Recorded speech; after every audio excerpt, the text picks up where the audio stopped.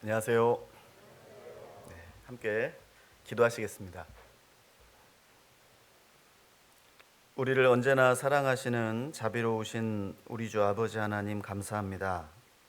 영원한 죄와 사망 가운데서 값없이 구원해 주시고 또 하나님의 자녀 삼아 주셔서 영원한 천국의 소망을 품고 살아갈 수 있도록 은혜 베풀어 주신 것을 감사드립니다.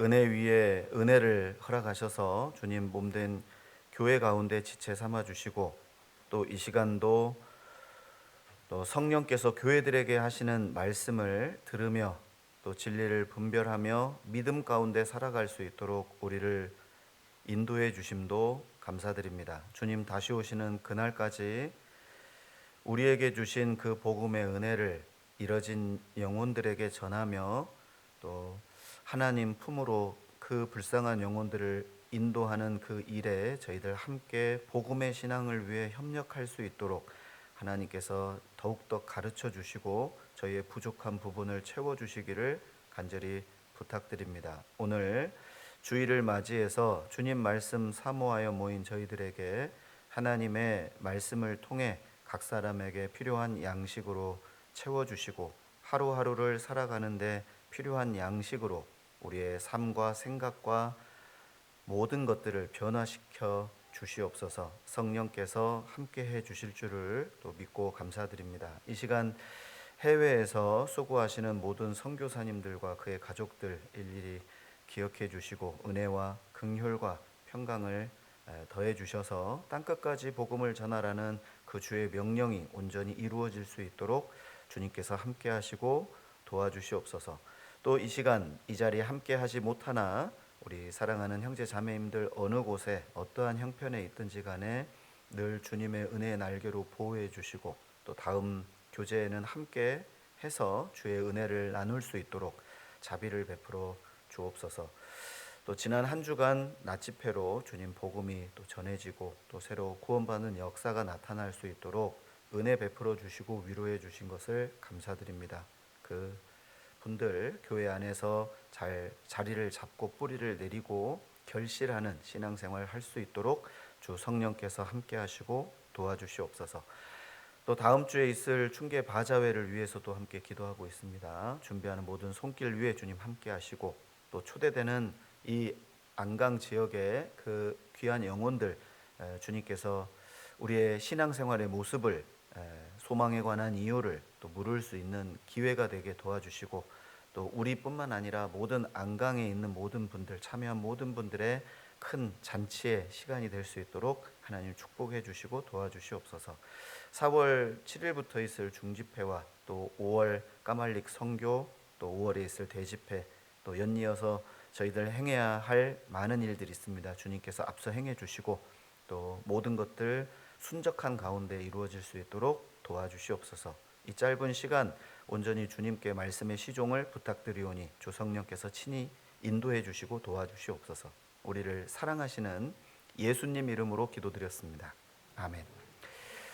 구약 성경 전도서 1장 1절을 찾겠습니다. 구약 성경 전도서 1장 1절입니다. 948페이지입니다. 구약 성경 948페이지. 전도서 1장 1절부터 11절까지 제가 천천히 읽어 드리겠습니다.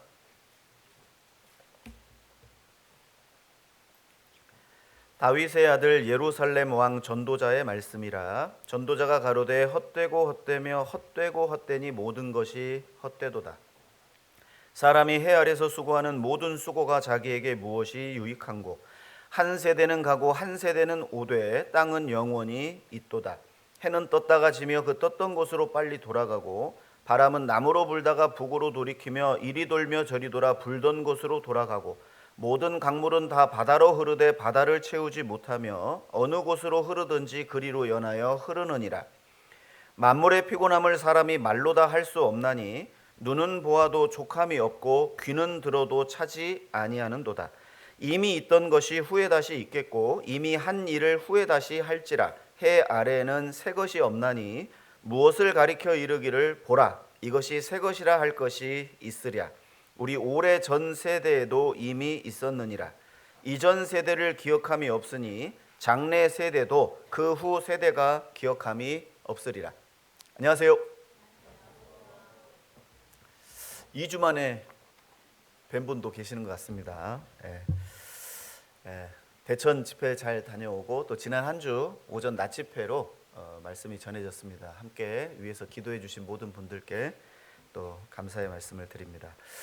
오늘 함께 상고해 볼 말씀은 3000년 전 지혜의 왕이라고 일컬어진 이 솔로몬의 작품으로 여겨지는 이 전도서의 내용을 가지고 잠깐 생각해 보려고 합니다. 이미 전도서의 주제는 1장 2절에 결론이 나 있습니다. 모든 책은 먼저 목차를 이야기하고 그 책을 읽어야 할 동기를 제시하고 끝까지 독자들로 하여금 그 책을 읽도록 만들어야 함이 당연한데, 이 전도서는 결론이 이미 나버렸습니다. 뒤에 말씀을 안 읽어도 돼요. 사실 오늘 제가 본문으로 정했던 1장 1절부터 11절의 말씀으로 전도서가 끝날 수 있었습니다.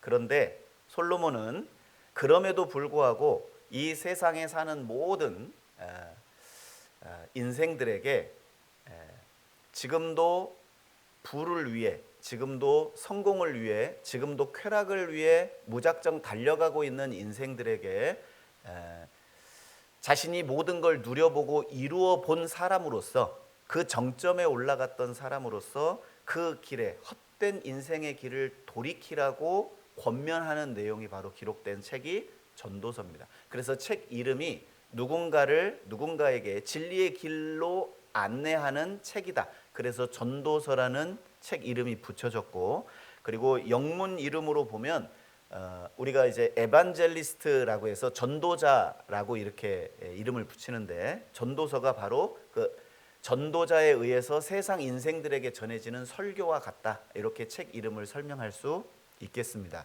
사실 더 이상 군더더기 없는 진리를 솔로몬이 설명하고 있는데, 왜 이 내용을 가지고 우리가 설교하고 왜 이 내용을 깊이 생각해 봐야 하냐면, 아직도 이 세상이 헛되지 않다고 여기는 분들이 많기 때문입니다.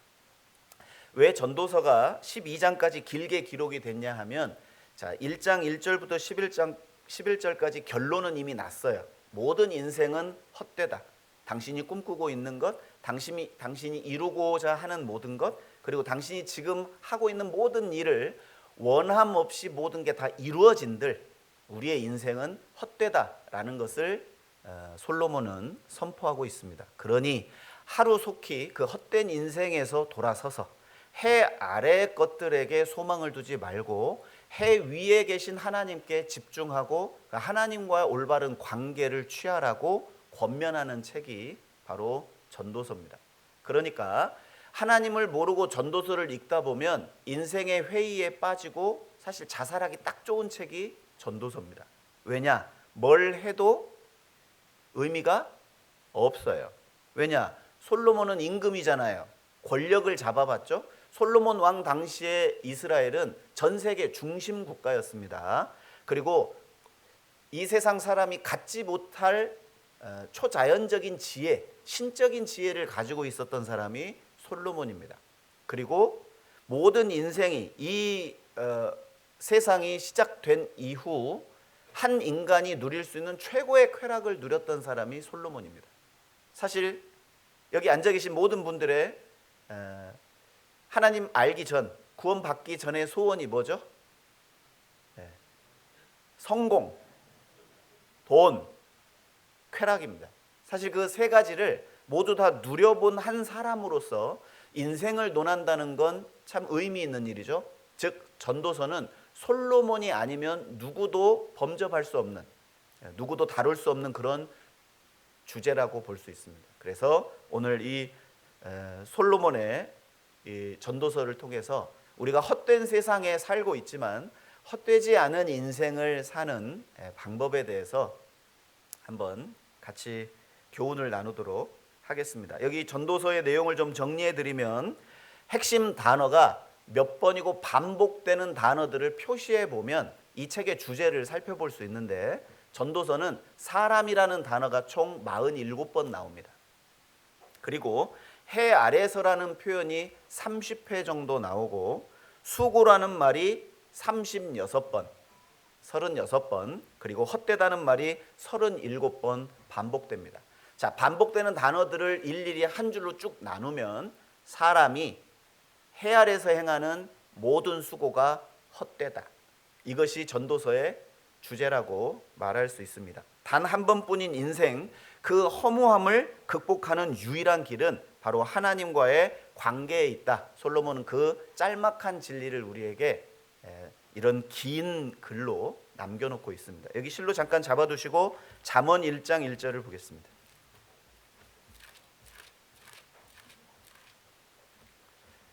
잠언 1장 1절입니다.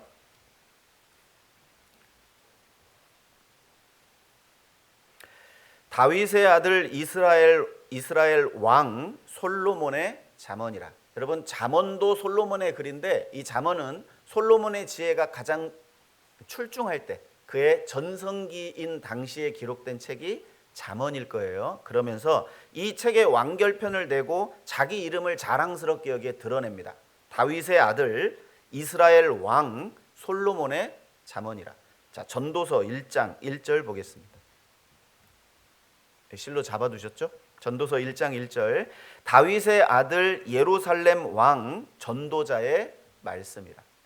뭐가 좀 달라졌죠? 글자의 수는 똑같고 형식은 비슷한데 뭐가 달라졌냐면, 자, 헛된 인생을 다 살아봅니다. 솔로몬에게 적용된 모든 인생. 왜 나는 다윗의 아들로 태어났을까? 나는 왜 태어나면서 금수저를 물고 태어났을까? 왜 나는 이런 신적인 지혜를 가지고 태어났고, 왜 나는 눈으로 보는 것, 그리고 귀로 듣는 것 제약 없이 모든 걸 누릴 수 있는 인생을 살게 되었을까? 솔로몬은 자신의 인생 말년에 비로소 한 가지 깨닫는데, 그것이 바로 소명입니다. 자신의 사명, 왜 내가 다윗의 아들로 태어났을까? 왜 내가 그런 물질, 그런 성공, 그런 명예, 그런 쾌락을, 모든 인생이 꿈꾸고 있는 모든 걸 모조리 다 내 인생을 통해 누리게 하셨을까라는 이유를 인생 말미에 깨닫게 됩니다. 아, 내가 왕이 되고 이런 지혜를 얻고 이런 쾌락을 누렸던 것은 바로 모든 인생에게 이 해 아래 인생의 헛됨을 고하고 하나님과의 올바른 관계만이 참다운 의미 있는 인생이자 헛되지 않은 인생을 살아가는 지혜라는 사실을 알리기 위한 마지막 설교가 전도서입니다. 그래서 여기 1장 1절에 다윗의 아들 예루살렘 왕 전도자의 말씀이라 그랬습니다. 이와 비슷한 사람 있죠? 여기 전도서 12장 한번 볼게요. 결론을 한번 보겠습니다. 전도서 12장 13절 14절입니다.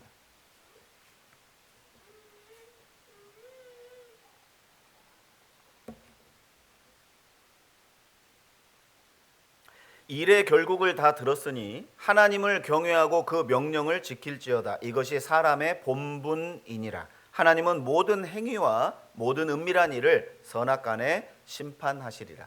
자, 결론 부분에 해당하는 전도서 11장과 12장의 내용을 살펴보면 사람이 의미 있게 사는, 세상을 사는 지혜는 바로 믿음으로 사는 것이다. 그리고 하나님과 올바른 관계 속에 있다. 그것을 설명하는 것이 전도서의 결론입니다. 그러니까 해 아래에서의 삶을 이 솔로몬이 다 경험하면서 한계를 경험합니다. 지식의 한계, 지혜의 한계, 희락의 한계, 만족의 한계, 수명의 한계, 누릴 수 있는 성공의 한계, 그리고 재물의 한계, 모든 것이 다 끝이 있고 한계가 있다는 거예요. 해 아래의 삶은. 그러니 죽음으로써 모든 것이 허무 속으로 사라져 버리니 이 해 아래에서의 삶의 의미를 찾을 수가 없었다. 자신의 경험을 통해 그것을 연구하고 관찰하고 시도해 봤어요. 기쁨이 뭐냐, 희락이 뭐냐, 사업이 뭐냐 다 해봤습니다. 그것을 전도서 2장 10절에 솔로몬이 고백합니다. 내가 내 눈에 보고 내 귀에 듣고 내 마음으로 원하는 모든 것을 다 해봤는데 이것도 바람을 잡으려는 수고였다. 우리는 솔로몬의 시도를 통해 그와 동일한 경험을 할 필요는 있어요, 없어요? 없습니다. 왜요? 그래 봤자 인생 말미에 우리의 고백은 헛되다라는 한 단어로 끝나기 때문에 그렇습니다. 그러니 이번 시간의 목적은 바로 솔로몬이 살아봤던 인생을 가상으로 한번 살아보는 겁니다. 가상으로 내가 살아보고 이제 내가 혹여라도 지금 솔로몬과 같은 인생을 내가 한번 경험해 달려가 봐야지, 인생 관뚜껑 한번 닫힐 때까지 달려가 봐야지 하면서 아무도 모르는 거야. 내 인생 성공할 줄 어떻게 알아? 돈도 벌어봐야지, 성공해봐야지, 이 땅의 쾌락도 한번 누려봐야지, 그리고 허무함을 느껴볼래? 그런 건 어리석은 선택이라는 겁니다.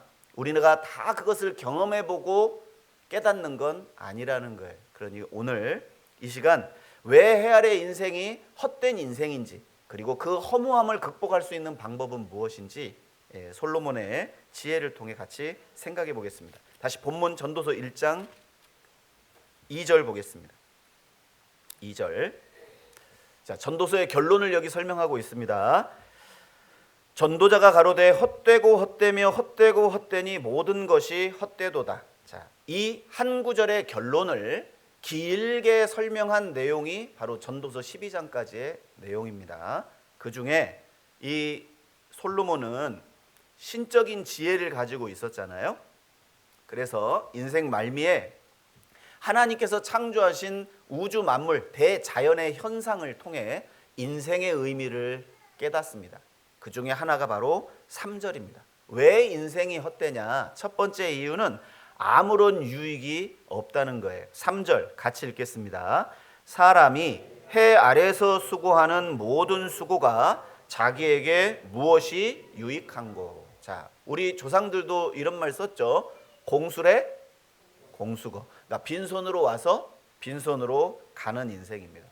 자, 미국의 클린턴 정부 당시에 노동부 장관을 역임했던 로버트 라이시라는 사람이 있어요. 혹시 한번 들어보신 분이 계실지 모르겠습니다. 이 사람이 이제 경제정책 보좌관을 하다가 나중에는 노동부 장관을 역임하는데, 이 사람이 집에 늦게 들어갔는데 막내 아들이 쓴 편지를 보고 사표를 던져버립니다. 그 편지 내용이 이랬어요. 아빠, 오늘 아무리 늦게 들어오셔도 저 깨워주세요. 꼭 할 말이 있어요. 그 편지를 읽고 나서 지금 자신이 달려가고 행복하기 위해서 성공하려고 하고 행복하기 위해서 자녀들에게 잘해주기 위해서 지금 바삐 일하고 있는데 막내 아들과 대화할 시간도 없다면 이건 성공한 것이 아니다 라는 생각이 부쩍 들어서 그냥 단번에 사표를 던지고 책을 집필하기 시작하는데 그 책 이름이 The Future of Success입니다. 그러니까 성공의 미래라는 직역을 하면 그런 내용의 책인데, 그가 이런 글을 그 책에 남겨놨습니다. 사람들은 행복을 위해 악착같이 돈 벌고 성공해서 권력을 주려 하지만 그 과정에서 가정의 행복도 무너지고 사회의 질서도 깨어지고 사회의 모든 균형은 망가진다. 미래에 더 나은 삶이라는 신기루 앞에서 오늘을 촌농처럼 다 녹여버린다. 오히려 돈과 권력에 대한 대가로 당신의 행복을 지불하고 살고 있지는 않는가. 실제로 행복은 우리의 일상에, 우리 주변에 가까이 있는데 행운을 잡으려 하다 보니 실제 내게 주어진 행복들을 짓밟고 살아가고 있다 라고 이렇게 표현했습니다. 참 공감이 되고, 내가 무엇을 한들 정말 내 수고에 대해 아무 유익이 없는 그런 인생이다. 전도서 5장 한번 보겠습니다. 전도서 5장 15절입니다.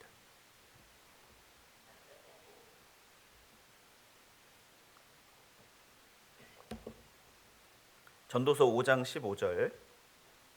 저가 모태에서 벌거벗고 나왔은즉 그 나온 대로 돌아가고 수고하여 얻은 것을 아무것도 손에 가지고 가지 못하리니 이것도 패단이라. 어떻게 왔든지 그대로 가리니 바람을 잡으려는 수고가 저에게 무엇이 유익하랴. 바람을 잡으려는 수고라는 표현이 전도서에 많이 나옵니다.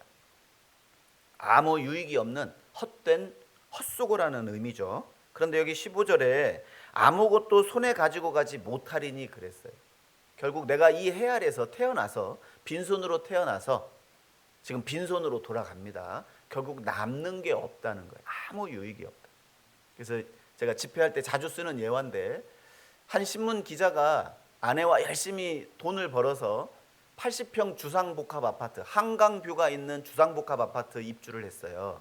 근데 80평이니까 너무 넓잖아요. 그러니까 이제 일하는 가정부도 두고 이제 어느 날 아침에 바삐 출근하다가 서류 가방을 놓고 출근한 걸 알고 바삐 다시 올라가서 문을 딱 열었는데 깜짝 놀랐어요. 왜냐하면 이제 자신이 구경하려는 한강 뷰를 커튼을 딱 열어놓고 그 가정부 아주머니가 흔들의자에 앉아서 한강 뷰를 보고 있는데 커피 머신에서 아메리카노를 한 잔 뽑아서 보고 있는 거예요. 자신은 그 입주하기 위해서 대출받은 대출금을 갚기 위해서, 그리고 관리비를 내기 위해서, 그 유지하기 위해서 밤낮 쉼 없이 일을 해야 되는데 결국 그것을 누리는 사람은 가정부가 그것을 누리고 있다라는 그 내용을 자신의 신문 사설에 기록한 걸 본 적이 있어요. 정작 나의 수고가 나에게는 어떤 유익이 있는지 생각해 보게 되는 그런 일입니다. 그래서 전도서에 보면 솔로몬이 지식도 많이 쌓았고 지혜도 많이 쌓았는데 그것도 헛되더라. 왜요? 이 세상의 지식과 지혜가 필요 없다는 뜻이 아니고 이 세상의 지식과 지혜가 불완전하고 한계가 있기 때문이다. 결국 인생의 문제, 영혼의 문제, 내세의 문제에 대해서는 전혀 답하지 못하는 문제가 있어요. 17절, 일평생을 어두운 데서 먹으며 번뇌와 병과 분노가 저에게 있느니라. 결국 평생의 수고에서 얻는 건 번뇌예요. 염려와 걱정. 자, 우리 어르신들 연세 드시면 편안해지세요? 근심 걱정이 더 많아져요? 그러니까 주름이 깊이 패이고 주름살이 많아지는 이유입니다. 그리고 병이요. 하루하루 지나면 아이고 안 아팠으면 좋겠어. 이것이 어르신들의 소원입니다. 어떤 집사님은 연세가 70이 딱 되시고 나서 아침에 일어나는데 스트레칭을 30분 하고 있는 자신의 모습을 보고 참 인생이 허무하다는 걸 느꼈다고. 정신없이 지금까지 복음을 위해 수고하고 달려왔는데 어느 날 갑자기 거울 앞에 선 자신의 모습이 주름이 깊이 패이고 피부색이 어두워지고 검버섯이 거물거물 생기는 모습을 보면서 허무하다는 생각이 갑자기 우울하게 들어왔다는 거예요. 우리 어르신들 그런 마음 없으세요? 억울한 적 없으세요? 내가 시대를 잘못 타서. 그렇죠. 지금 이 시대에 태어났으면 얼마나 좋았겠어요. 시대를 잘못 태어났어요. 그리고 훌쩍 지나가 버린 시간들의 헛된 그 시간들이 너무나 후회가 되고 회한이 되는 경우를 경험하게 됩니다. 그것도 억울한데 몸에 병까지 얻으면요 더 억울하죠.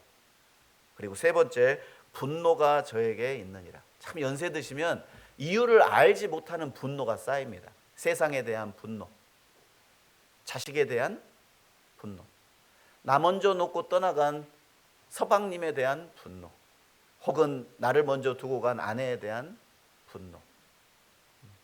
그리고 특별히 외롭게 사시고 계신 어르신들이 많잖아요. 시골에 독거노인들 많죠. 그런 마음속에 알지 못하는 분노들이 많다는 겁니다. 그러니까 일평생 해 아래서 수고한 모든 수고에 자기에게 유익이 되는 게 무엇이 있냐? 없다는 겁니다. 전도서 6장 9절 한번 보겠습니다. 6장 9절.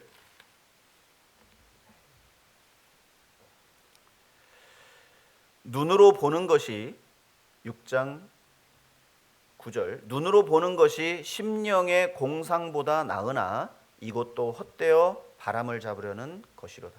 해 아래 모든 건 다 소멸이 되고 사라집니다. 이 세상의 모든 완전한 것이 다 끝이 있다고 시편 기자는 말하고 있습니다. 하지만 우리는 보이는 것을 보는 사람이 아니라 보이지 않는 것을 보는 사람이다. 자, 우리가 물질 세계에 살면서 헛되지 않은 인생을 사는 방법은 바로 보이지 않는 것을 위해 사는 삶입니다. 조금 이따가 그건 말씀드릴게요. 다시 두 번째 보겠습니다. 왜 솔로몬은 인생을 헛되다고 했을까? 전도서 1장 4절입니다. 1장 4절. 한 세대는 가고 한 세대는 오되 땅은 영원히 있도다. 어느 날 솔로몬이 자기 궁전에서 내려다보는데 저쪽에서는 아기가 태어나는 소리가 들리죠. 응애 응애 하고 소리가 나요. 그리고 저쪽에서는 상여가 나갑니다. 어야 어야 상여가 나갑니다. 솔로몬이 생각을 한 거죠. 한 사람은 태어나고 한 사람은 지금 죽어서 땅에 묻히는데 이 땅은 수천 년간 장구하거늘 인생은 장구치 못하다는 거예요. 오래 살지 못해요. 인생이 너무 짧다는 겁니다. 시편 39편에 다윗이 고백하기를 여호와여 나의 종말과 연한의 어떠함을 알게 하사 나로 나의 연약함을 알게 하소서. 주께서 나의 날을 손넓이만큼 되게 하시매 나의 일생이 주의 앞에는 없는 것 같사오니. 사람의 수명. 시편 89편 47절에 여호와여 어찌 그리 인생을 허무하게 창조하셨습니까? 너무 짧은 거예요. 실제로 한 보험회사에서 광고를 찍었는데 하루에 일하는 시간, 그리고 식사하는 시간, 그리고 잠자는 시간, TV 보는 시간, 컴퓨터 하는 시간 싹 계산해서 앙케이트를 쭉 설문지를 조사합니다. 그리고 나서 결론을 지어줘요. 당신에게 정말 당신을 위해서 소중하게 쓸 수 있는 시간이 몇 년 남은 줄 아십니까? 하면서 그 결론지, 그 답지를 딱 주거든요. 그때 50세 여성 1년 6개월 남은 시간이에요. 30대 청년 2년 6개월. 실제 남은 시간을 의미하는 게 아니라 실제 자기가 자기를 위해서 쓸 수 있는 소중한 시간이 그렇게 얼마 남지 않았다는 거예요. 실제로 여러분들 오늘 어제도 8시간 그 이상 주무신 분도 계시잖아요. 자는 시간으로 인생의 3분의 1이 가요. 실제로 생각해 보세요. 그것을 생각하는 것이 지혜라고 성경은 말하고 있습니다. 모세가 말하기를 사람의 연수가 70이요 강건하면 80이라도 그 연수의 자랑은 수고와 슬픔뿐이요 신속히 가니 우리가 날아가나이다. 언젠간 가겠지 푸르른 이 청춘 피고 또 지는 꽃잎처럼. 그 노래의 가사처럼 사람의 인생이요 너무너무 짧은 거예요. 죽음으로써 모든 것이 끝나버립니다. 내 업적 그리고 내 시간 내 관계 모든 것이 다 끝나버려요. 그렇게 길지 않습니다. 너는 내일 일을 자랑하지 말라. 하루 동안에 무슨 일이 날는지 내가 알 수 없습니다. 내일을 예측할 수 없습니다. 그 외양간의 송아지의 속꼬리에 맞아서 죽은 하루살이가 있었대요. 그래서 장례식이 열렸어요. 그러니까 주변에 친구 하루살이들 다 모여서 아이고 재수없게 아이고 어떻게 속꼬리에 그 맞아가지고 아이고 하고 이제 장례식 치르고 그날 다 돌아갔는데 그날 다 죽었대요. 왜요? 하루살이잖아요. 근데 우리는 그 이야기를 들으면서 우리는 웃지만 결국 하루살이와 우리의 차이점은 하루냐 80년이냐 그 차이일 뿐이에요. 사실 너무 짧은 인생, 너무 헛된 인생을 우리가 살아갑니다. 전도서 6장 6절입니다.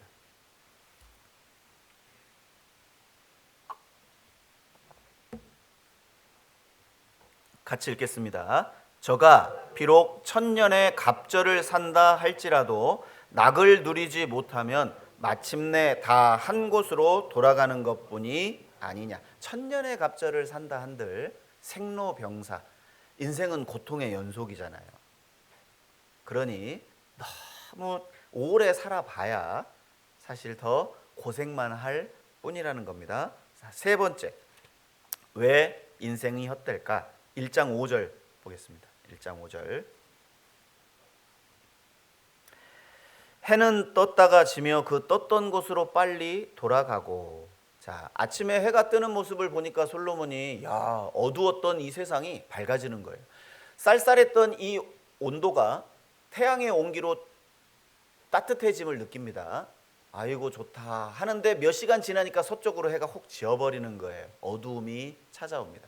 인생에는 밝은 날도 있지만 어두운 날도 있다는 그 인생의 진리를 솔로몬이 해가 뜨고 지는 모습을 통해 깨닫게 되는 거예요. 인생사 세옹지마라는 말이 있습니다. 세옹지마.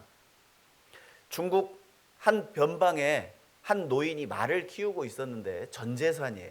그런데 어느 날 그 말이 집을 나가버려요. 그러니까 마을 사람들이 아이고 그 전 제사님 말이 나갔으니 어찌 되겠소. 그러니까 그 할아버지가 그래 뭐 안 좋은 일이 있으면 또 좋은 일도 있겠죠. 그런데 집 나간 그 말이 암컷 말 한 마리를 데리고 들어왔어요. 그러니까 마을 사람들이 잔치합세 아이고 이렇게 좋은 일이 있어. 그러니까 그 할아버지가 좋은 일만 있겠소도 나쁜 일도 있겠죠. 그랬더니 그 끌고 왔던 암말을 자기 독자 아들이 그 무남이 아니죠. 아들입니다. 외아들. 그 외아들이 그 말을 타고 놀다가 낙마를 해서 다리가 부러졌어요. 절개됐어요. 그러니까 아이고 이렇게 하나밖에 없는 아들이 이렇게 불구가 됐으니 이거 어떻게 해요? 나쁜 일도 있으면 좋은 일도 있겠죠. 그런데 그 해에 오랑캐가 쳐들어와 가지고 다 젊은 사람들 다 징집해서 가는데 아들만 살아남았어요. 네, 그걸 보면서 너무 좋은 일도 너무 나쁜 일도 아닌 인생에 있어서는 좋은 일과 나쁜 일이 병행해서 벌어진다는 사실을 이제 한자 성어로 인생사 세옹지마다 이렇게 표현합니다. 전도서 7장 한번 보죠. 전도서 7장 14절입니다.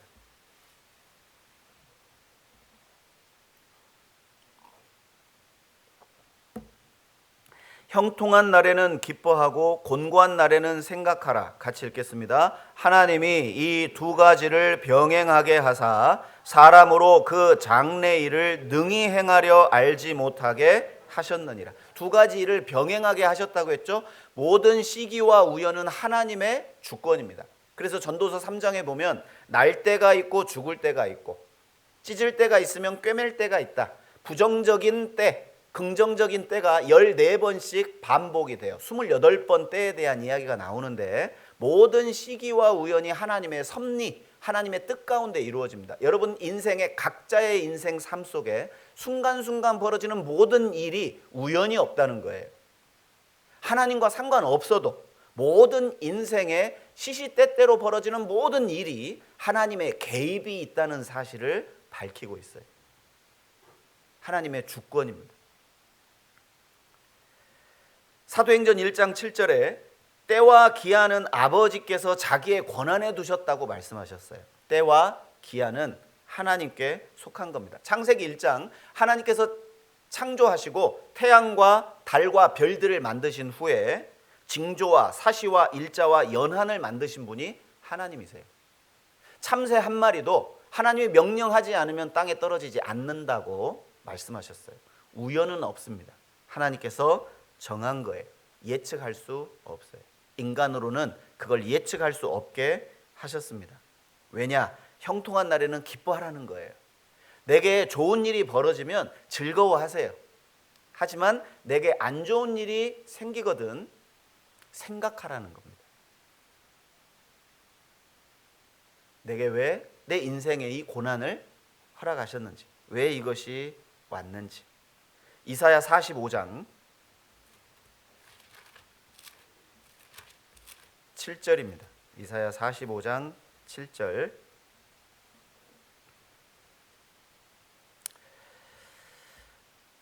같이 읽겠습니다. 나는 빛도 짓고 어두움도 창조하며 나는 평안도 짓고 환난도 창조하나니 나는 여호와라. 이 모든 일을 행하는 자니라 하였노라. 하나님은 평안도 짓고 환난도 창조하시는 분이세요.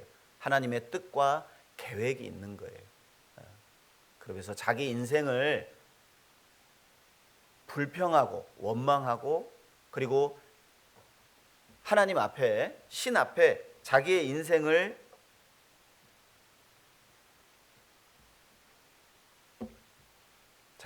원망하는 그런 사람들을 보게 됩니다. 쉽사리 자기의 인생에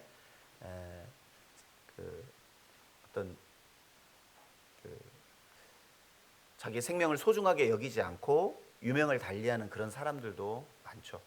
그러나 그 모든 것들 또한 하나님의 뜻과 섭리 가운데 이루어진다는 사실을 기억해야 됩니다. 우리는 항상 기쁜 일만 있으면 좋겠잖아요.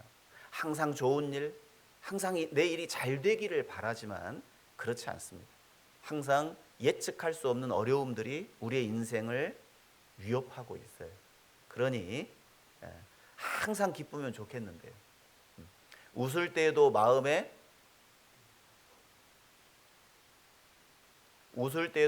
근심이 있고 즐거움의 끝에도 근심이 있다고 했습니다. 즐거움의 끝에도 근심이 있다. 아이가 태어납니다. 얼마나 기뻐요. 그렇죠? 다음 날이면요. 기저귀값, 우유값. 둘이 태어났네. 아이고 애들 어떻게 키워야 될까 주변에서 더 걱정해요. 본인들이 걱정하는 것보다. 우리 집 이야기하는 겁니다. 셋째를 낳았더니 아이고 교육보험 들으라고 보험회사 다니는 분들이 가장 많이 걱정하세요. 넷째를 낳았더니 포기를 해요. 포기를. 어떻게 키우려고 하냐고. 자식을 낳는 건 참 기쁜 일이고 참 의미 있는 일이지만 그러나 그 기쁜 일을 통해 어려운 일이 함께 주어지는 게 이 땅의 인생이라는 거예요. 그 아이가 공부를 너무 잘해요. 서울대 가요. 좋죠. 서울대 합격. 이야, 샤. 그 대문 앞에서 이제 사진도 찍고 좋잖아요. 그런데 그때부터 걱정입니다. 서울에 또 집어넣어 줘야 되죠. 서울대 나왔는데 또 유학도 가야 되겠대요. 그러면 좋은 일입니다. 그런데요, 능력이 안 되면 걱정이에요. 걱정. 그래서 요즘에 자녀가 서울대 가려면 필요한 거 3가지가 있대잖아요. 할아버지의 경제력, 엄마의 정보력, 아빠의 무관심. 그죠? 서울대를 가려면 필요한 거 3가지가 있다는 거예요. 그래서 자식이 결혼을 합니다. 좋은 일이에요. 그런데요, 며느리가 그냥 여시 같아. 그럼 걱정 또 투성입니다. 사위를 얻었는데 사위를 얻을 때는 참 좋았어요. 그런데 딸을 힘들게 한다? 그러면 이제 원수가 되는 겁니다. 좋은 일도 있지만 나쁜 일이 계속해서 벌어질 수밖에 없는 인생, 헛된 인생입니다. 다시 전도서 1장 6절 보겠습니다. 4번째입니다. 왜 솔로몬이 인생을 헛되다라고 했을까? 바람은 남으로 불다가 북으로 돌이키며 이리 돌며 저리 돌아 불던 곳으로 돌아가고 나는 어디에서 와서 무엇을 위해 살아야 하고 결국 어디로 가야만 하는 것일까? 인생의 목적이 불분명하다는 거예요. 혹시 구원받은 성도들 중에도 내가 무엇을 위해 살아야 하는지 목적의식을 상실하고 사는 분들이 오늘날 많이 보입니다. 내가 나의 가치, 나는 어디로부터 왔는가, 자신의 가치를 하물며 하나님의 형상대로 지음을 받았다는 사실을 믿음에도 불구하고 자신의 시간, 물질, 자신의 모든 인생을 이 헛된 세상에 쏟아붓고 있는 분들을 볼 때마다 사실 참 안타까운 마음을 갖게 됩니다. 그리고 나는 무엇을 위해 살아야 하는지, 하나님의 영광을 위해 살아야 하는 것이 분명함에도 불구하고 자신의 영광을 위해 살고 이 땅에 허무한 것을 위해 자신의 인생을 거는 분들, 그리고 결국 우리는 하나님이 계시는 영원한 천국에 소망을 두고 살아야 함에도 불구하고 현실적인 문제에 사로잡혀서 염려하고 고통하고 눈물 짓는 모습, 참 오히려 그 가난이 모든 이들에게 은혜가 되고 혹여라도 내게 주어진 질병이 모든 이들에게 은혜가 될 수 있는 소망을 다 가지고 있음에도 불구하고 그 소망을 누리지 못하는 분들을 보게 됩니다. 그래서 파스칼이라는 철학자는 이런 말을 남겼습니다. 사람은 천사가 될 만큼 거룩하고 경건할 수도 있다. 자신의 가치를 알면 천사보다도 훨씬 더 거룩하고 경건한 존재가 될 수 있다. 반대로 그 어떤 악마보다도 더 사악한 존재로 타락할 수도 있다. 자신의 가치를 모르면 자신의 인생을 그렇게 허비할 수 있다는 거예요. 솔로몬은 그 목적 없는 인생, 방황하는 인생을 바람의 모습을 보면서 깨닫게 됩니다. 참 그는 지혜의 왕은 확실한 것 같아요. 오늘 해가 뜨고 지는 거 우리 다 보셨죠? 그런데 오늘 낮이네. 아침이다. 교회 가자. 해가 지면 저녁 먹자. 우리는 그런 생각합니다. 바람을 보면서도 아이고 좀 바람이 쌀쌀하네. 옷 좀 따뜻하게 입어야지. 아이고 오늘 바람이 좀 선선하네. 옷을 가볍게 입어야지. 우리는 바람을 보면서 그런 걸 생각하지만 솔로몬은 그 신적인 지혜를 통해 인생의 의미 없음을 설명하고 있습니다. 우리는 물질을 위해 더 많은 걸 소유하기 위해 사는 사람들이 아닙니다. 우리에게 주신 것을 잘 어떻게 하면 관리하고 하나님의 청지기로서 살아가는 것이 우리의 인생의 목적이죠. 시간도 그렇고 물질도 그렇습니다. 그리고 자신의 쾌락이 아닌 자신의 욕망을 채우기 위해 인생을 사는 것이 아니라 하나님의 영광을 위해 하나님께 기쁨이 되는 인생을 사는 것이 진정한 의미가 있는 거죠. 그리고 어디로 가는 거냐? 우리의 종말은 육신은 죽음으로써 소멸이 되지만 우리의 영은 주신 하나님께로 돌아가는 겁니다. 목적 없는 인생, 사실 인생을 살아가는 이 세상의 모든 사람에게 허무함을 가져다 줍니다. 7절, 다섯 번째 이유를 보겠습니다.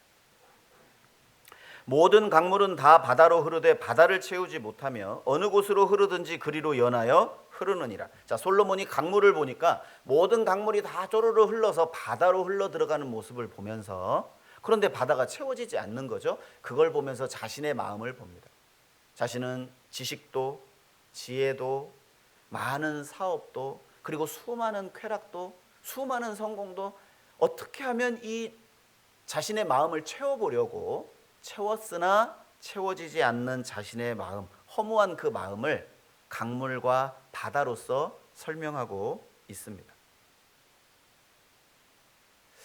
하나님이 모든 것을 때를 따라 아름답게 하셨고 사람에게 영원을 사모하는 마음을 주셨다. 솔로몬은 그것을 깨달았어요. 아, 내 안에 세상의 것으로, 물질적인 것으로 채워지지 않는 이유가 바로 이 마음은 영원한 것이 아니면 채워지지 않는다는 사실이에요.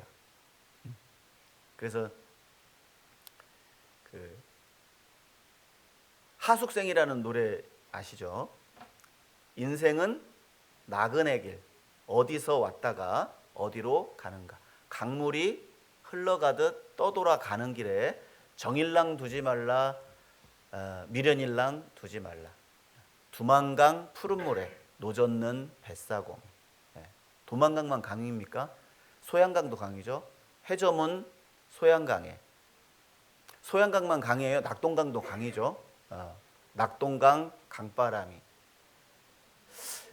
사실 우리 그 유행가 중에 강에 관련된 유행가들이 참 많잖아요. 그런데 그 노래 들으면 위로가 됩니다. 희한하게 위로가 돼요.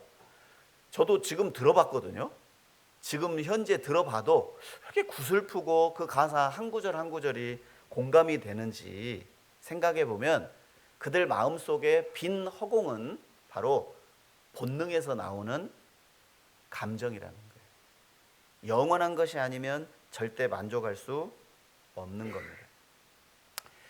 요한복음 4장에 보면 사마리아에 예수님이 이제 잠깐 들리죠. 우물가에서 물을 뜨러 나온 여인에게 물 한 그릇 달라고 이제 예수님 대화를 겁니다. 근데 이제 이 여자와 대화 도중에 가서 남편을 데려와라. 그러니까 이 여자가 지금 남편이 없습니다. 옳거니 너 잘됐다. 네 말이 옳도다. 네가 남편 5이 있었으나 지금 있는 남편도 내 남편이 아니다. 그 여자의 갈증을 예수님이 보신 거예요. 이 여자는 좋은 남자를 만나면 자신의 인생이 만족될 줄 알았어요. 남편을 만나는 것으로 만족을 얻으려고 했습니다. 첫째 남자는 사랑했는데 일찍 그만 죽었어요. 두 번째 남자 만났는데 다정한데 능력이 없네. 못 살죠. 세 번째 남자는 능력이 있는데 폭력 남편이에요. 못 삽니다. 네 번째 남편은 보통 사람인데 의처증이에요. 아이고 못 살아요. 다섯 번째 남자는 훈남인데 바람둥이네.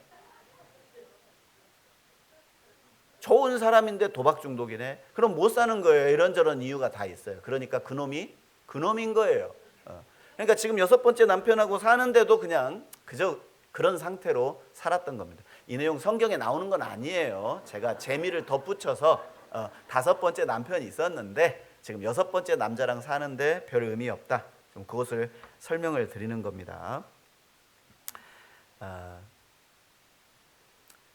무엇을 하더라도 만족이 없는 거예요. 그래서 사람은 중독될 수밖에 없는 존재다. 이렇게 말을 합니다. 중독된 거예요. 성형 중독, 알코올 중독, 마약 중독. 왜 중독에 빠질까요? 사람들은 영원을 추구하는 마음이 있기 때문에 그래요. 만족이 없습니다. 전도서 4장 8절 보겠습니다.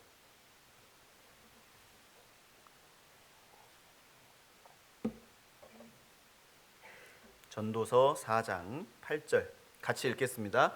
어떤 사람은 아들도 없고 형제도 없으니 아무도 없이 홀로 있으나 수고하기를 마지 아니하며 부를 눈에 족하게 여기지 아니하면서도 이르기를 내가 누구를 위하여 수고하고 내 심령으로 낙을 누리지 못하게 하는고 하나니 이것도 헛되어 무익한 노고로다. 만족을 할 수가 없어요. 만족 없는 인생을 삽니다. 다시 전도서 1장 8절입니다.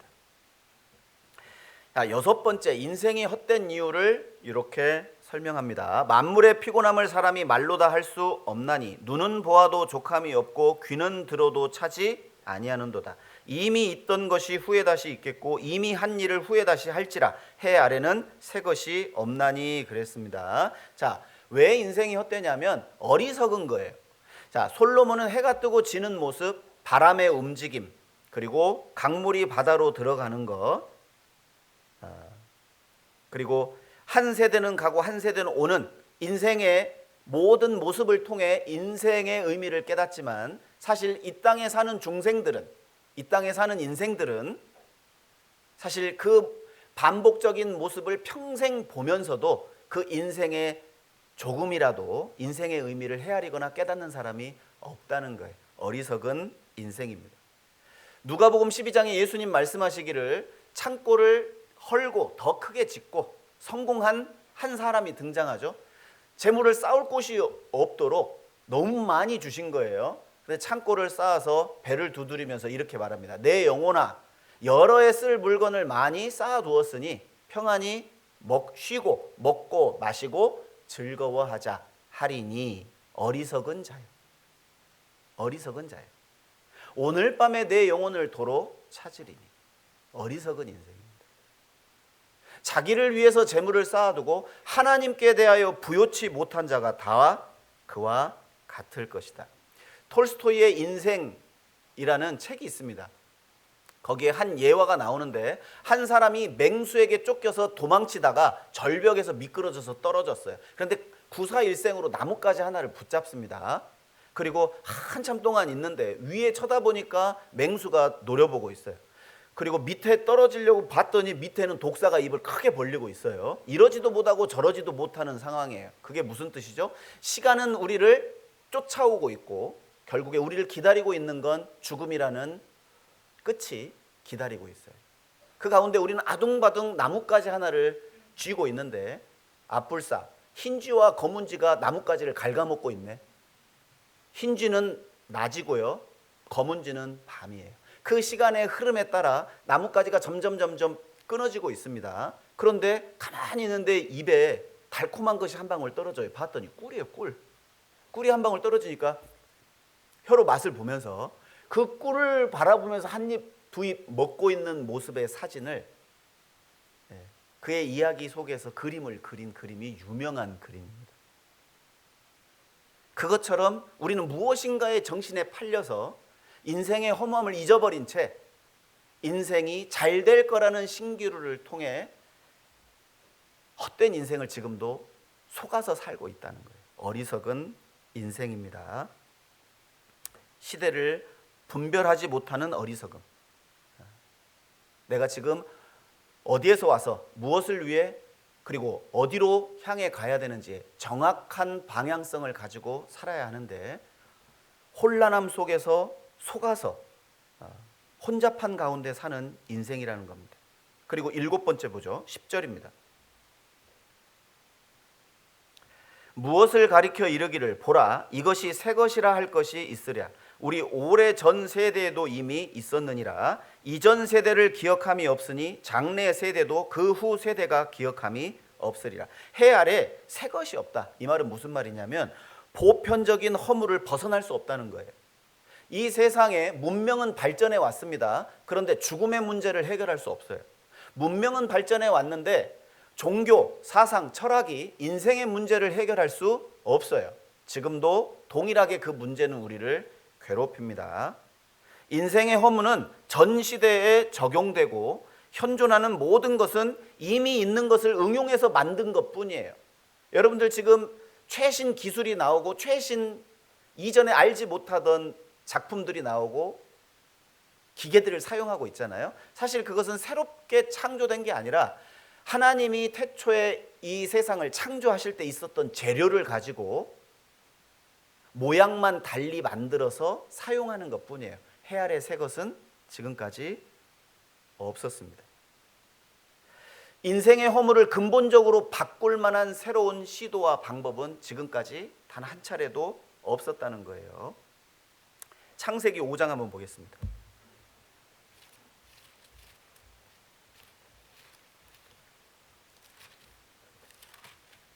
창세기 5장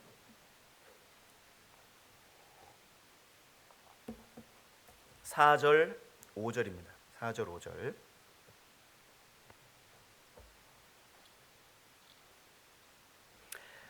아담이 셋을 낳은 후 800년을 지내며 자녀를 낳았으며 그가 930세를 향수하고 죽었더라. 자, 4장에 나오는 가인의 후손들은 죽었다는 말이 안 나와요. 그런데 5장에 이 셋의 후손들은 다 향수하고 죽었다는 반복적인 표현들이 나옵니다.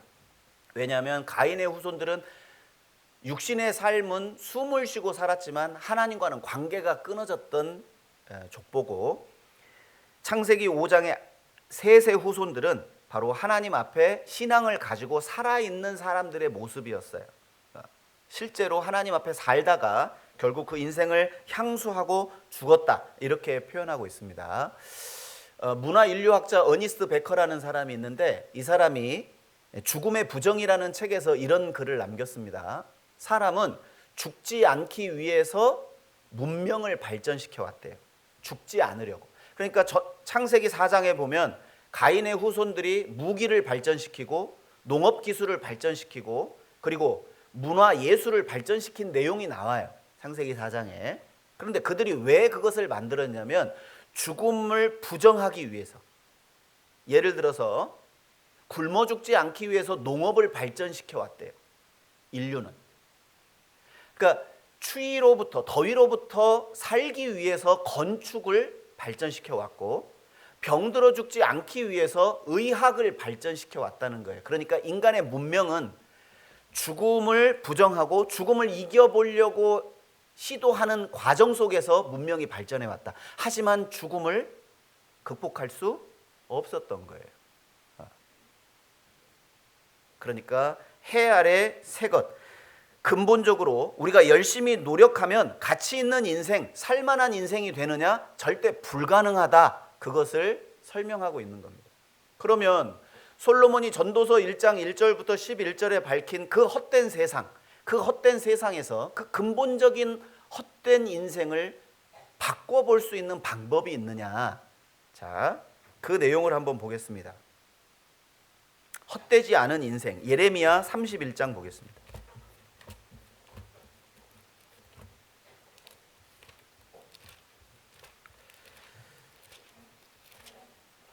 예레미야 31장 22절입니다. 22절.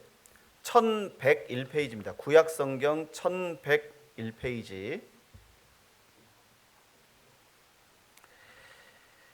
21절 22절을 제가 읽겠습니다. 처녀 이스라엘아, 너를 위하여 길표를 세우며 너를 위하여 표목을 만들고 대로 곧 네가 전에 가던 길에 창념하라. 돌아오라. 내 성읍들로 돌아오라. 자, 이스라엘, 패역한 이스라엘의 회개를 촉구하고 있는 표현입니다. 22절. 패역한 딸아, 네가 어느 때까지 방황하겠느냐?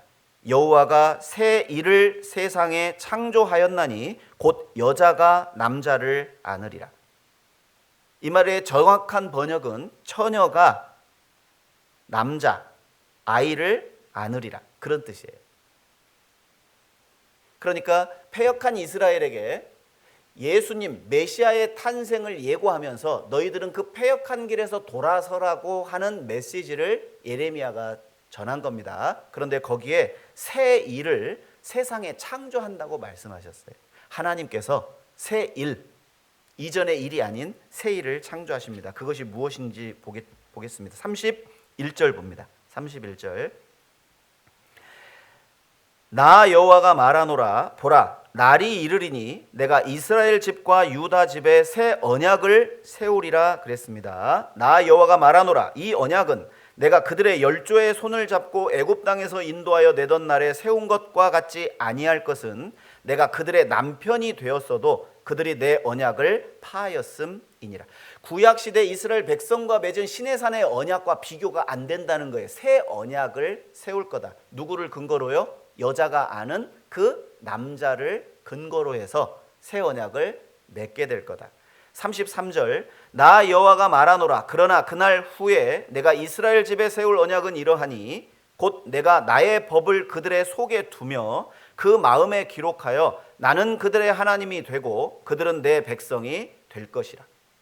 시내산 언약은 돌비에다가 새겼잖아요. 그런데 새 언약은 어디에 새긴다고요? 마음의 신비에 새기게 될 거다. 34절. 그들이 다시는 각기 이웃과 형제를 가리켜 이르기를 너는 여호와를 알라 하지 아니하리니 이는 작은 자로부터 큰 자까지 다 나를 알미니라. 같이 읽겠습니다. 내가 그들의 죄악을 사하고 다시는 그 죄를 기억지 아니하리라. 여호와의 말이니라. 무엇을 근거로요? 여자가 아는 남자, 즉 메시아 탄생을 통해서 하나님이 예레미야를 통해 예고하고 예언한 내용을 다루고 있어요. 새 일을 하나님이 창조하십니다. 역대로 없었던 그 일, 그것을 창조하시는데 바로 예수 그리스도를 믿는 그 사람이 바로 새로운 피조물이 될 것을 예고하신 거예요. 고린도후서 5장 보겠습니다. 고린도후서 5장 17절입니다.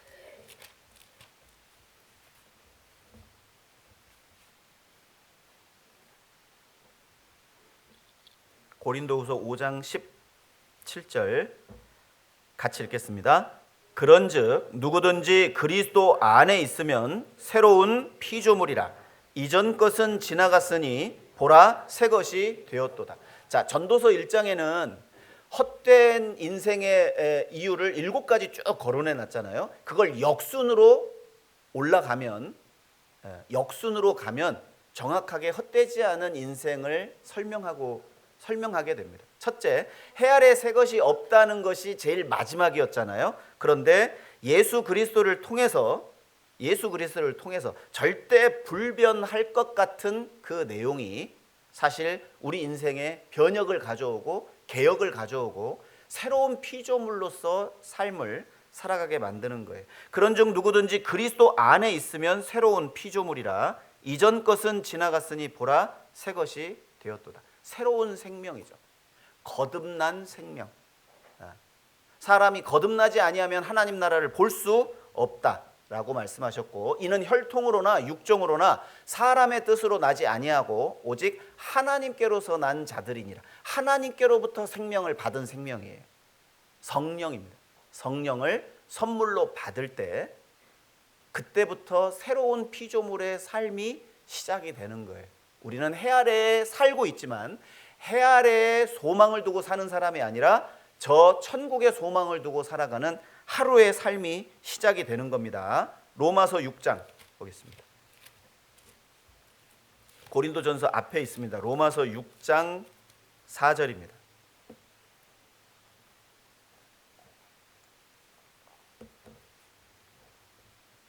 같이 읽겠습니다. 그러므로 우리가 그의 죽으심과 합하여 세례를 받음으로 그와 함께 장사되었나니 이는 아버지의 영광으로 말미암아 그리스도를 죽은 자 가운데서 살리심과 같이 우리로 또한 새 생명 가운데서 행하게 하려 함이니라. 한 가지 믿으셔야 될 게 있어요. 그게 뭐냐? 예수께서 십자가에서 못 박혀 죽으실 때 바로 나도 내 죄도 그와 함께 죽었어요. 그것을 믿을 때, 그 사실이 내게 믿어질 때 부활하신 예수님의 생명이 우리 안에 함께하고 있다는 사실도 믿으셔야 됩니다. 우리는 새 생명 가운데서 지금 살아가고 있다는 사실을 믿으셔야 돼요. 골로새서 3장입니다. 골로새서 3장 몇 구절 제가 읽어보겠습니다. 1절, 그러므로 너희가 그리스도와 함께 다시 살리심을 받았으면 위의 것을 찾으라. 위의 것, 해 위의 것, 신령한 것을 찾으라는 거예요. 거기는 그리스도께서 하나님 우편에 앉아 계시느니라. 위의 것을 생각하고 땅의 것을 생각지 말라. 명령입니다. 땅의 것을 생각지 말랍니다. 위의 것을 생각하라는 거예요. 이는 너희가 죽었고 너희 죄가 죽었고 너희 생명이 그리스도와 함께 하나님 안에 감추었음이니라. 9절 10절 같이 읽습니다. 너희가 서로 거짓말을 말라. 옛사람과 그 행위를 벗어버리고 새 사람을 입었으니 이는 자기를 창조하신 자의 형상을 조차 지식에까지 새롭게 하심을 받는 자니라. 새 사람을 입은 결과 중 하나가 뭐냐? 새로운 지식을 얻게 되는 거예요. 하나님께 대한 신령한 지식들. 그리고 옛사람을 벗어버린다는 게 뭐죠? 죄악된 본성을 가지고 살았던 모든 삶의 모습을 버리고 이제 순종하고 새로운 모습으로 살아가야 됩니다. 찬송가 493장에 나 이제 주님의 새 생명 얻은 몸 옛것은 지나고 새 사람이로다. 찬송만 부르지 마시고 산천도 초목도 새 것이 되었고 죄인도 원수도 친구로 변한다. 그런데 지금도 악이 다툼하고 찬양만 부르면 뭐예요? 새 사람이라고 하는데 믿음으로 살아야죠. 믿음으로. 새 생명 얻은 자 영생을 맛보니 주님을 모신 맘 새 하늘이로다. 새로운 세계가 열린 거예요. 그걸 못 보는 게 비극입니다. 그게 비참한 거예요. 나에게 주어진 새 생명, 나에게 주어진 새로운 환경, 내게 주어진 새로운 그 모든 것들을 내가 누리지 못하고 산다는 건 참 비극이고 슬픔입니다. 거듭남을 즐기고 살지 못하는 삶, 얼마나 비참한 거예요. 우리에게 새로운 마음도 주시고 정한 마음을 창조하시고, 사도 바울은 자신의 그 새 생명을 누리기 위해 나는 날마다 죽는다라고 고백했습니다. 자신의 육신에 속한 것이 날마다 죽는 경험, 여러분 그것이 진짜 의미 있는 인생입니다. 내 자신의 죽음을 경험하는, 내 자존심이 죽어나가는 모습을 보는 인생 결코 헛되지 않습니다. 내게 주어진 새 생명 가운데 사는 인생은 결코 헛되지 않을 거예요. 이 영광과 상급이 약속되어 있습니다. 그리고 두 번째는 어리석은 인생이 헛된 인생이라고 했잖아요. 그런데 전도서는 우리에게 세상을 사는 지혜를 설명해 줍니다. 이렇게 살 때 의미가 있다. 전도서 11장 보겠습니다.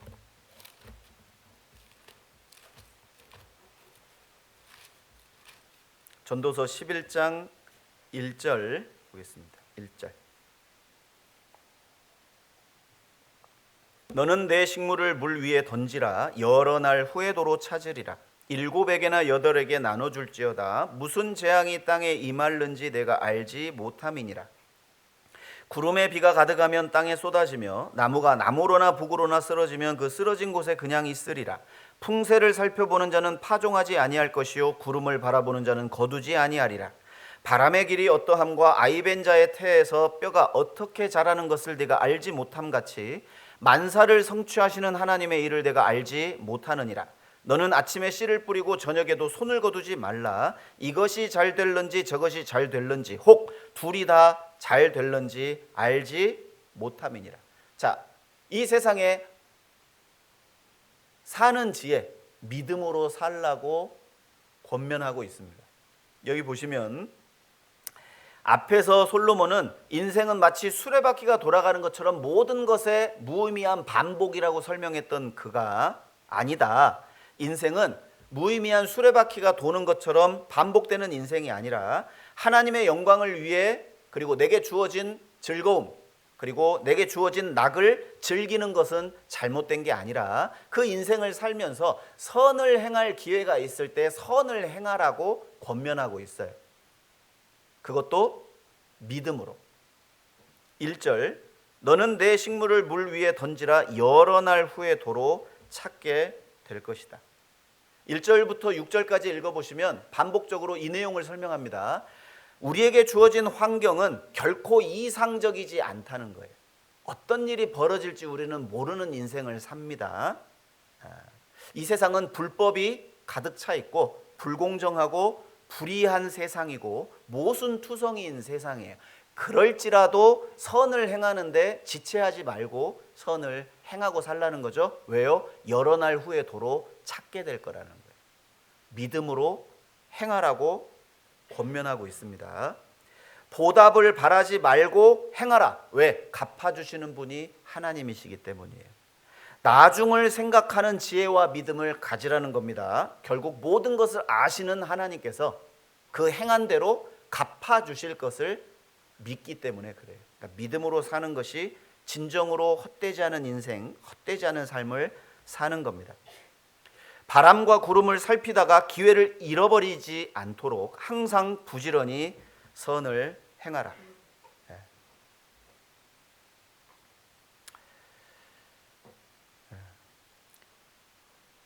한 가지 저는 교훈을 얻었습니다. 땅에서는 실패했더라도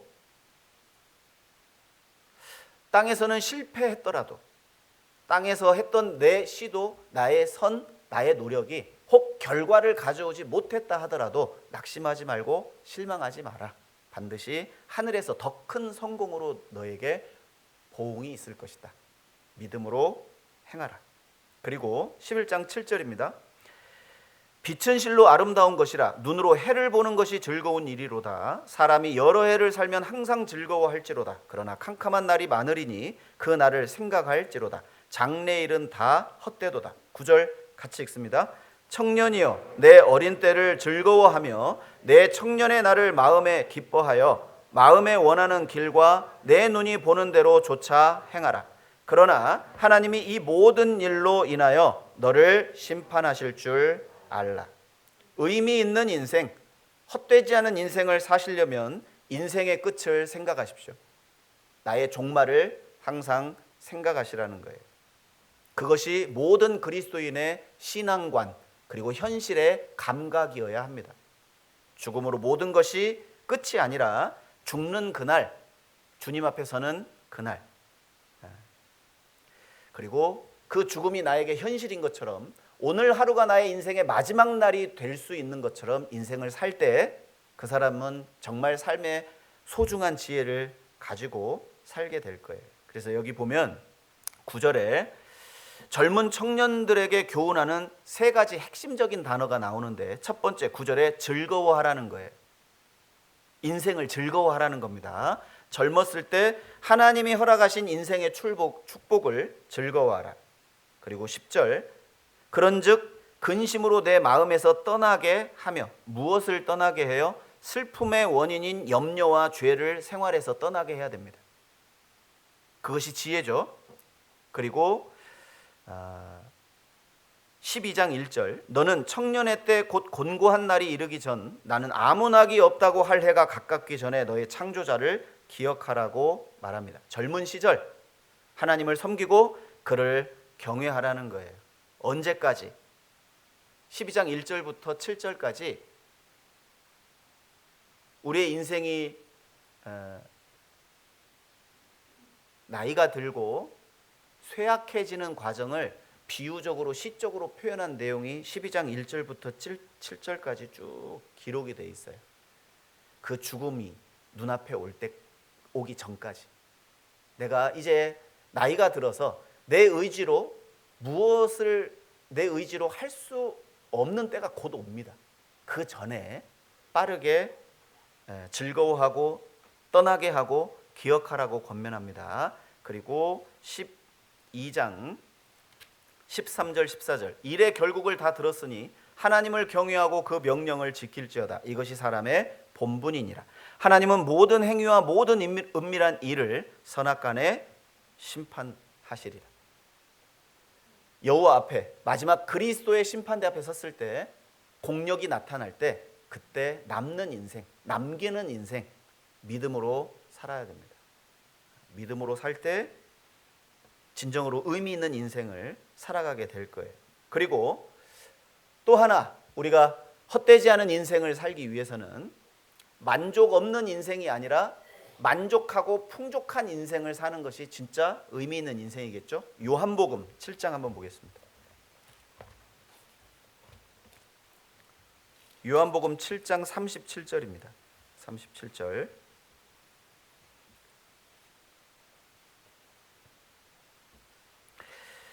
명절 끝날 곧 큰 날에 예수께서 서서 외쳐 가라사대 누구든지 목마르거든 내게로 와서 마시라. 나를 믿는 자는 성경의 이름과 같이 그 배에서 생수의 강이 흘러나리라 하시니 이는 그를 믿는 자에 받을 성령을 가르쳐 말씀하신 것이라.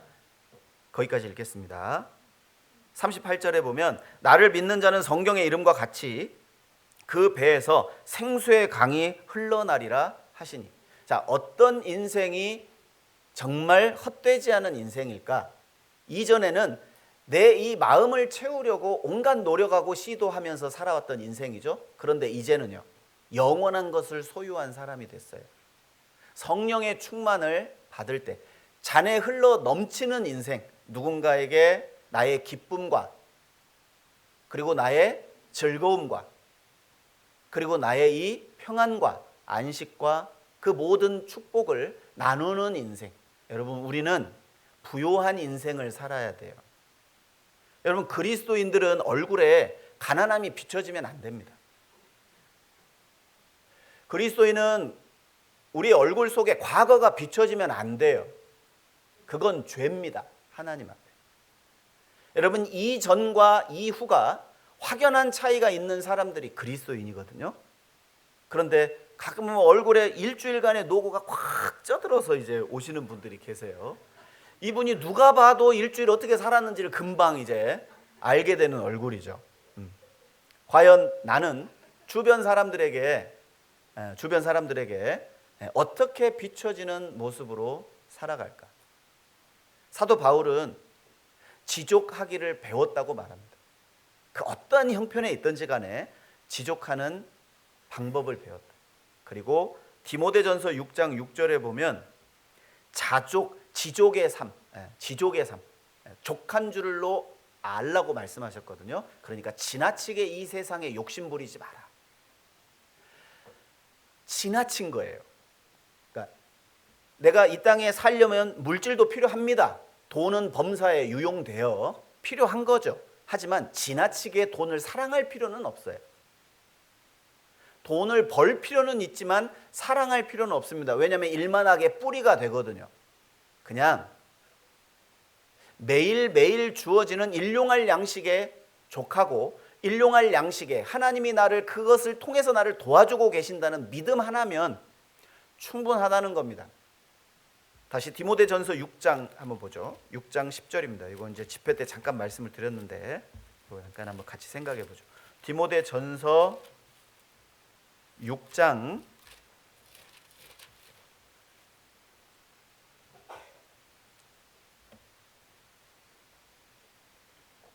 17절입니다. 디모데전서 6장 17절. 네가 이 세대의 부한 자들을 명하여 마음을 높이지 말고 정함이 없는 재물에 소망을 두지 말고 오직 우리에게 모든 것을 후히 주사 누리게 하시는 하나님께 두며. 제발 좀 그런 마음으로 사세요. 하나님이 이미 나에게 후히 주셨어요.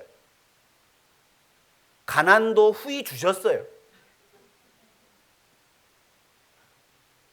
병도 내게 후히 주신 거고 지금까지 인생 살면서 크고 작은 괴로움, 고통 후히 주셨어요. 우리는 그걸 누리고 살아야 됩니다. 왜요? 구원받았잖아요. 거듭났잖아요. 성령을 소유하고 있죠. 나는 이 땅의 삶이 전부가 아닌 내세를 소망하고 사는 게 확실하다면 내게 주어진 모든 걸 누리셔야 돼요. 17절 그렇게 돼 있잖아요. 우리에게 모든 것을 후히 주사 누리게 하시는 하나님께 두며 그랬습니다. 여러분 믿음으로 바라보세요.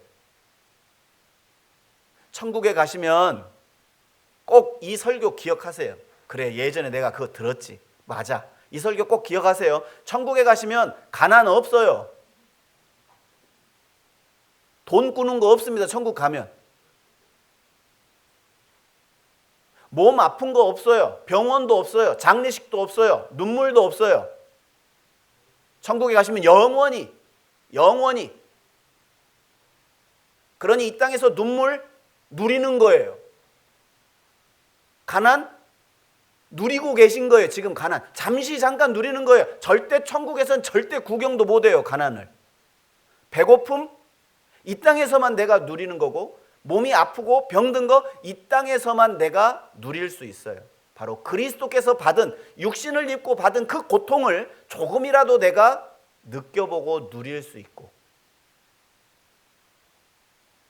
함께 할 수 있는 은혜입니다. 은혜. 그 고통도 은혜입니다. 천국에서는 영원히 누릴 수 없는 거예요. 이 땅에서 우리에게 잠시 잠깐 누리게 하셨어요. 이제 우리는 내 안에 있는 그 풍요로움을 누군가에게 전해주는 삶을 살아야 됩니다. 나를 통해서 하나님의 축복이 막혀있는 삶을 사시면 안 돼요. 어떻게 해서든지 나를 통해 내게 주어진 축복과 하나님의 은혜가, 그리고 그 풍요로움, 부요함을 나눠주셔야 돼요. 여러분 우리는 돈으로 그거 못합니다. 우리의 믿음으로 내가 가지고 있는 그 하나님의 은혜, 사랑, 복음, 여러분 그것을 나누는 풍요로운 인생을 사셔야 돼요. 그것이 의미 있는 인생입니다. 그리고 또 하나 의미 있는 인생은 목적 없이 방황하는 인생이라고 했잖아요. 그런데 우리의 인생은 그렇지 않습니다. 요한복음 3장 보겠습니다. 요한복음 3장 8절입니다. 요한복음 3장 8절.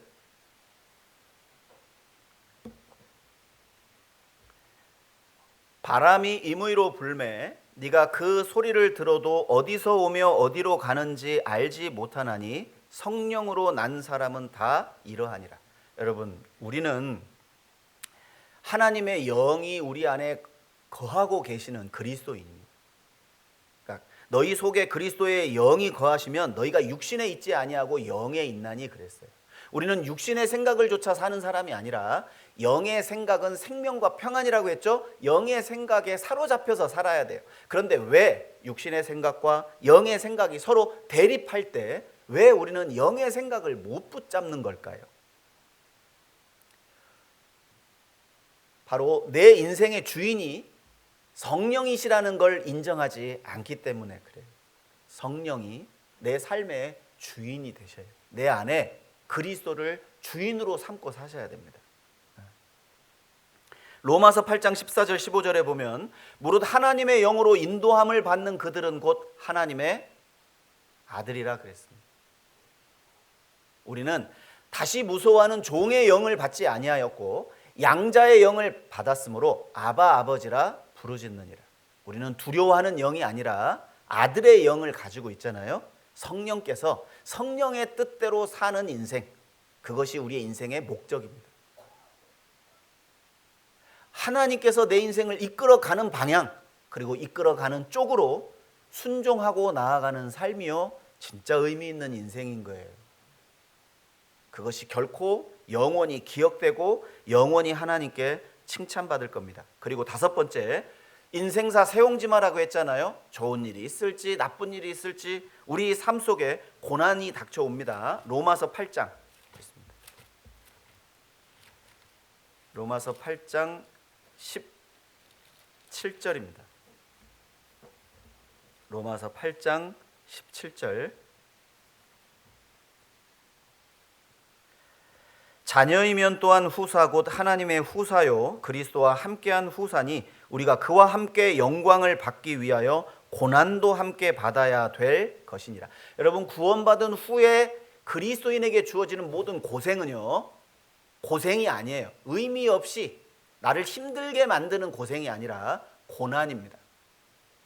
내 삶에 어리석고 아둔하고 지혜 없는 모습을 교정하시기 위해서 하나님은 고난을 허락하시고요, 주의 윤례를 깨닫게 하시기 위해서 고난을 주시기도 하세요. 그리고 더 나은 부활을 위해서 혹은 핍박을 받기도 하고, 그리고 더 나은 부활을 위해서 일찍 죽음을 건너가는 성도들도 있습니다. 여러분, 사건 사고로 하나님 품에 먼저 가신 분들도 많아요. 주변에 죽음 자체가 우리에게 가져다주는 상실감과 그리고 슬픔도 있지만, 그러나 우리는 울지 말아야 할 것이 다시 만날 소망이 있기 때문에 그런 거예요. 우리의 각자에게 주어진 고난들이 있습니다. 그 모든 고난은 우리의 연약함을 깨닫게 하고 더 주님을 의지하게 만드는 하나님의 지혜입니다. 그리고 마침내 복을 주기 위해서, 마침내 영광을 주기 위해서 우리에게 허락하신 것이 고난이라는 걸 꼭 기억하시면 좋겠습니다. 특별히 복음을 전하는 전도자들은, 그리고 이 땅에 살아갔던 모든 그리스도인들은 복음을 전하면서 핍박과 반대를 받지 않은 시대가 없었어요. 항상 비난을 받아왔습니다. 사람들은 우리가 믿어야 한다고 가르치는 중요한 모든 것을 다 싫어합니다. 하나님만이 참신이고 다른 신이 없다는 사실을 듣는 걸 괴로워해요. 세상 사람들은 죄가 무엇인지 말하면 싫어합니다. 실제 이 사회의 부조리나 이 사회의 불합리한 걸 말할 때는 공감을 하다가도 각 개인의 죄를 지적하잖아요. 싫어합니다. 사람들은. 죄는 예수님의 피를 통해서만, 믿음을 통해서만 용서된다고 말하는 걸 사람들은 싫어합니다. 그리고 천국과 지옥을 불쾌하게 생각합니다. 믿음으로 나의 영원한 운명이 결정된다는 사실을 받아들이기 싫어해요. 원래 그랬어요. 예수님이 이 세상에 오실 때부터도 예수님도, 그의 메시지도 반대를 받아왔습니다. 각오해야 됩니다.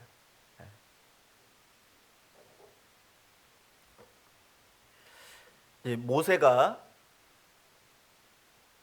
애굽에서 바로의 공주의 아들로 40년 삽니다. 그리고 미디안 광야에서 40년 살죠. 그리고 이스라엘 백성과 함께 광야에서 40년을 보냅니다. 신명기 33장에 보면 이 모세가 이스라엘을 향해서 이스라엘아 너희는 행복자로다 이렇게 말을 해요. 실제 시편 90편 10절에 그 연수의 자랑은 수고와 슬픔뿐이라고 했어요. 모세가 80세 살았을 때는 애굽의 공주의 아들로 산 40년, 그리고 미디안 광야에서 40년, 총 80세를 살았을 때 그의 인생은 수고와 슬픔뿐이었어요. 그런데 이스라엘 백성과 함께, 그 패역한 백성과 함께 광야에서 40년 광야를 통과할 때 겪었던 수많은 고통 다 아실 거예요. 모세를 욕하죠, 대항하죠, 반역하죠, 원망하죠, 불평하죠. 그 패역한 이스라엘 백성과 함께한 40년을 행복했다고 모세는 고백하고 있어요. 그들과 함께 받았던 그 고난이 모세에게는 자기 인생에서 가장 깊이 기억될 행복의 시간이었다. 이것을 고백하고 있습니다. 우리 또한 복음과 함께 고난을 받는 이 삶이 영원히 기억될 시간이라는 걸 기억하셨으면 좋겠어요.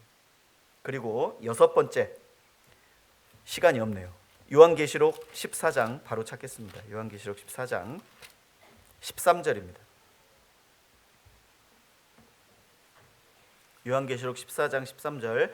또 내가 들으니 하늘에서 음성이 나서 가로되 기록하라. 자금 이후로 주 안에서 죽는 자들은 복이 있도다 하시매 성령이 가라사대 그러하다. 저희 수고를 그치고 쉬리니 이는 저희의 행한 일이 따름이라 하시더라. 자, 자금 이후로, 지금 이후로 주 안에서 죽는 자들은 복이 있다. 여러분, 이 세상에서 하나님과 상관없이 죽는 건 가장 비참한 죽음이에요. 왜요? 죽음 이후의 심판, 심판 이후의 지옥이에요. 하지만 성도들에게 있어서의 죽음은 복입니다. 보세요. 주 안에서 죽는 자들이 복이 있다 그랬죠? 왜 그의 죽음이 의미가 있을까요? 주 안에서의 죽음이기 때문에 그래요. 그리스도 안에서. 거듭난 삶을 살다가 죽음을 건너가는 사람은 의미 있는 인생이고 행복한 죽음입니다. 그리고 두 번째, 하나님이 계시기 때문에 그의 죽음은 의미 있는 죽음이에요. 하나님이 없다면 가장 허무한 죽음이겠죠. 그리고 수고를 그친다고 했습니다. 성도의 죽음은 그가 이 땅에서 살아있을 때 해야 할 하나님의 사명을 다 이루었다는 거예요. 그 수고를 멈추는 겁니다. 그리고 죽음 후에 하나님 앞에 서게 되면 그의 행한 일이 뒤따라온다고 말씀하고 있어요. 그가 행한 대로 하나님의 갚아주시는 보응이 있습니다. 여러분, 히브리서 11장에 그 믿음의 선진들의 삶이 헛되다라고 말하는 사람 한 사람도 없습니다. 심지어 톱에 켜고 칼에 죽임을 당하고 그 재산을 다 빼앗기는 그 고통 속에서도 그들의 생애는 결코 헛되지 않았다고 히브리서 11장에 우리에게 설명을 해주고 있습니다. 그들은 외국인과 나그네의 삶을 살았어요. 하늘에 있는 본향을 이 땅에 있는 본향보다 더 사모했다라고 말합니다. 마지막 고린도전서 15장 보겠습니다. 고린도전서 15장 58절입니다. 15장 58절. 그러므로 내 사랑하는 형제들아, 견고하며 흔들리지 말며 항상 주의 일에 더욱 힘쓰는 자들이 되라. 같이 읽겠습니다. 이는 너희 수고가 주 안에서 헛되지 않은 줄을 알미니라. 여러분, 인생에서 이제 결코 하나님 앞에 영원히 남는 수고가 있습니다. 주 안에서 행한 수고예요. 그것만 의미가 있습니다. 해 아래에서의 모든 수고는 나에게 그 어떤 유익도 주지 못하지만 그리스도 안에서 내가 행했던 모든 수고는 주님께 영원히 기억됩니다.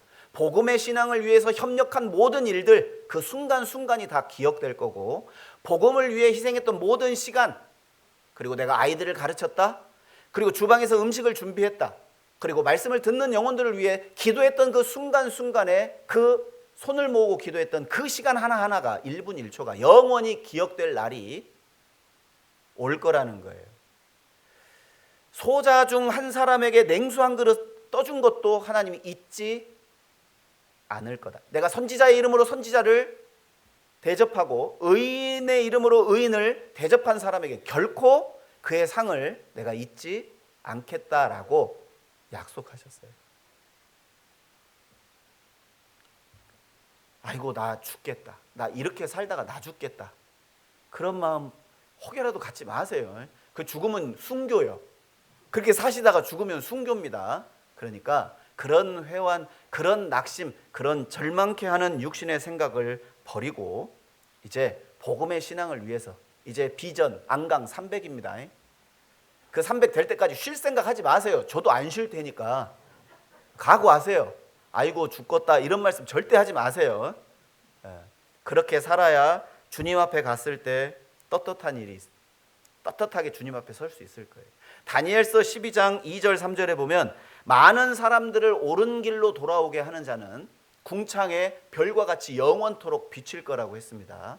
그 일을 위해 했던 모든 수고 하나하나 꼭 하나님께서 기억하실 거예요. 내가 형제 자매들을 위해서 베풀었던 선, 그 하나하나 영원히 기억될 겁니다. 제가 이제 광고를 하나 드릴 텐데 지금 울릉교회 건축하는 거 혹시 아시죠? 네. 지금 건축 중입니다. 거의 이제 완공을 앞두고 있습니다. 현재 서울중앙교회와 그리고 울릉교회 그리고 주변에 이제 함께 참여했던 교회에서 공사비 27억을 분담해서 지금 거의 건축 완공 단계에 와 있습니다. 그런데 그 갑자기 울릉도가 좀 특별한 지역이잖아요. 그래서 공사비가 약 10억 정도가 더 늘었습니다. 그래서 이걸 이제 총회에서 교제를 하다가 경상권역, 경상남도권 교회에서 4억 5천을 후원해 주시기로 이렇게 해주시고, 그리고 포항권역에서 약 6억 5천 지원하는 것으로 이렇게 결론이 났습니다. 물론 울릉도는 해외 선교랑 마찬가지입니다. 거기는 국내 선교하고는 전혀 다른 곳이고 또 특별히 상징적인 교회이기도 합니다. 그래서 저희 경주 안강교회가 그래도 포항권에서는 대형 교회잖아요. 대형 교회. 그래서 약 7천만 원의 분담금을 받게 됐습니다. 그런 표정으로 저를 보지 마세요. 저도 괴로워요. 저도 힘듭니다. 그러나 이걸 괴롭고 힘든 마음으로 받아들이기보다는 그래, 우리가 그 울릉도 지역의 영혼들 한 사람 한 사람이 이 안강 지역의 10명의 영혼과 맞먹습니다. 그렇게 귀하고 정말 소중한 영혼들이니까 우리가 해외 선교를 리가오를 건축했던 교회 아닙니까? 그래서 지난번에 한 달 전에 임원들이 먼저 작정을 했습니다. 그래서 약 4천만 원 정도의 분담금이 나왔거든요.